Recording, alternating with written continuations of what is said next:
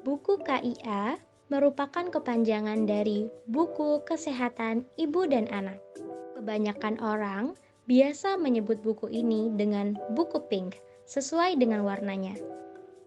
Buku KIA memiliki dua sisi yang berbeda. Ada yang berwarna kuning dan berwarna hijau. Buku KIA yang berwarna kuning diperuntukkan untuk ibu, dan yang berwarna hijau diperuntukkan untuk anak.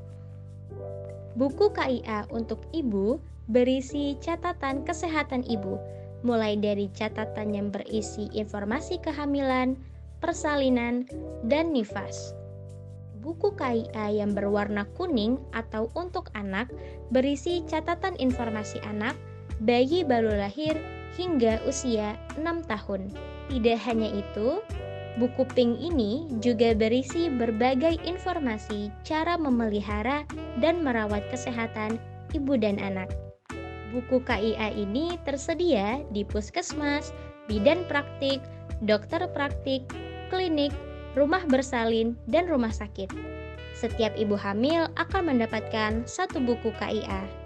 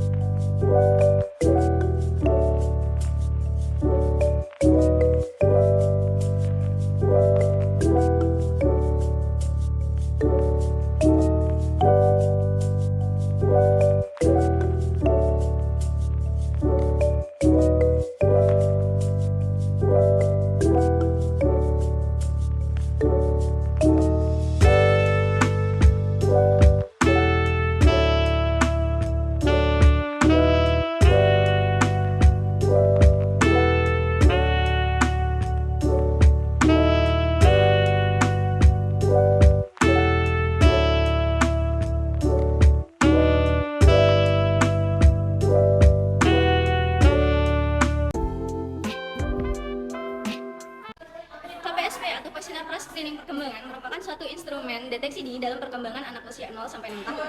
KPSP ini berguna untuk mengetahui perkembangan anak itu normal atau ada penyimpangan. Tumbuh kembang seorang anak ditandai dengan pertumbuhan atau growth dan perkembangan atau development. Nah, tujuan screening atau pemeriksaan perkembangan anak menggunakan KPSP sendiri adalah untuk mengetahui perkembangan pada anak apakah normal atau terdapat penyimpangan.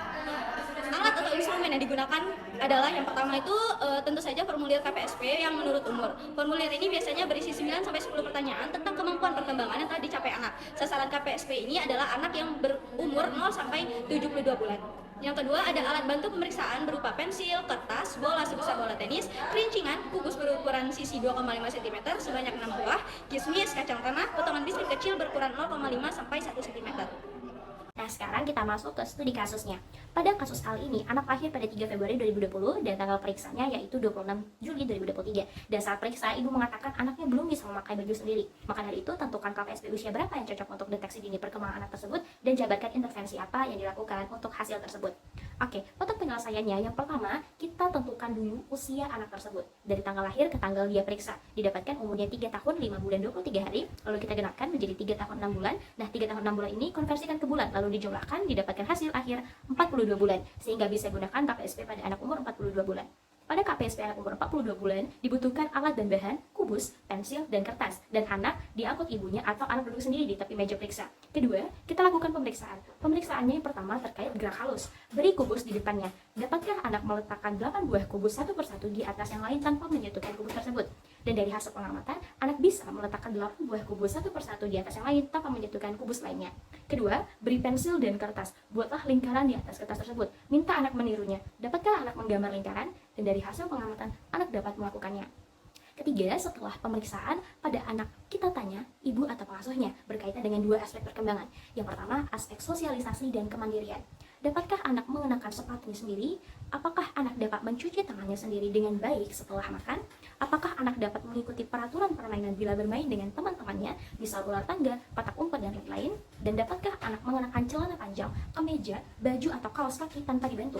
Ini tidak termasuk memasang kancing, gesper, atau ikat pinggang ya. Dan hasilnya, anak tersebut bisa mencuci tangannya sendiri dengan baik setelah makan dan mengikuti peraturan permainan bila bermain dengan teman-temannya. Tetapi, anak tersebut tidak bisa mengenakan sepatunya sendiri dan mengenakan celana panjang, kemeja, baju, atau kaos kaki tanpa dibantu.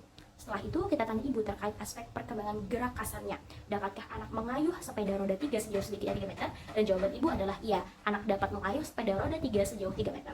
Terakhir, setelah dilakukan pemeriksaan dan tanya ibu atau pengasuh, kita minta anak untuk berdiri, kita melihat aspek perkembangan gerak kasarnya secara langsung. Suruh anak berdiri satu kaki tanpa berpegangan, jika perlu tunjukkan caranya, dan beri anak kesempatan melakukannya 3 kali. Dapatkah ia mempertahankan keseimbangannya dalam waktu 2 detik atau lebih? Kemudian yang kedua, letakkan selembar kertas ukuran buku di lantai. Apakah anak dapat melompati kertas ini dengan mengangkat kedua kakinya secara bersamaan tanpa didahului lari? Dan dari hasil pengamatan, anak dapat melakukan kedua hal tersebut. Jadi kesimpulannya, terdapat total jawaban iya sebanyak 7 buah dan jawaban tidak sebanyak 2 buah, yakni pada aspek sosialisasi dan kemandirian. Maka dari total jawaban tersebut, perkembangan anak masuk dalam kategori perkembangan anak meragukan. Dan menurut kami, mengapa hal tersebut bisa terjadi? Karena anak ini terbiasa dikenakan pakaian dan sepatu oleh ibunya, sehingga belum ada kesadaran diri untuk memakai pakaian sendiri. Hal ini berdampak pada terlambatnya aspek perkembangan sosialisasi dan kemandirian. Intervensi yang bisa dilakukan, pertama, menyarankan ibu melatih anak untuk memakai pakaian sendiri adalah cara yang baik untuk mengembangkan keterampilan mereka. Dan yang kedua, ibu dapat memilih pakaian yang mudah untuk digunakan anaknya. Lalu ibu menunjukkan pada anak bagaimana cara memakai pakaian dengan langkah-langkah yang sederhana dan menyuruh anak untuk memakai pakaian sendiri. Dan yang ketiga, lakukan penilaian ulang KPSP 2 minggu kemudian dengan menggunakan KPSP yang sesuai dengan umur anak. Jika hasil KPSP ulang jawaban iya tetap 7 atau 8, maka kemungkinan ada penyimpangan pada perkembangannya. Sekian, terima kasih.